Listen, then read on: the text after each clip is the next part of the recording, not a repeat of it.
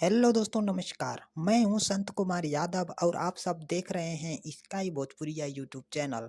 दोस्तों, आज मैं इस वीडियो में आप सबको बताने वाला हूं कि सुपरस्टार दिनेश लाल यादव निरहुआ और अमरपाली दुबे जी की एक ऐसी film world wide record YouTube channel पर रिलीज हो गई है जिस फिल्म का नाम है फसल। जी हाँ दोस्तों, सुपरस्टार दिनेश लाल यादव निरहुआ और अमरपाली दुबे जी की एक ऐसी film world wide record YouTube channel पर रिलीज हो गई है जिस फिल्म का नाम है फसल। और दोस्तों, आप सबको बता दें कि फसल फिल्म को यूट्यूब पर दर्शकों द्वारा बहुत सारा प्यार दुलार मिल रहा है दोस्तों।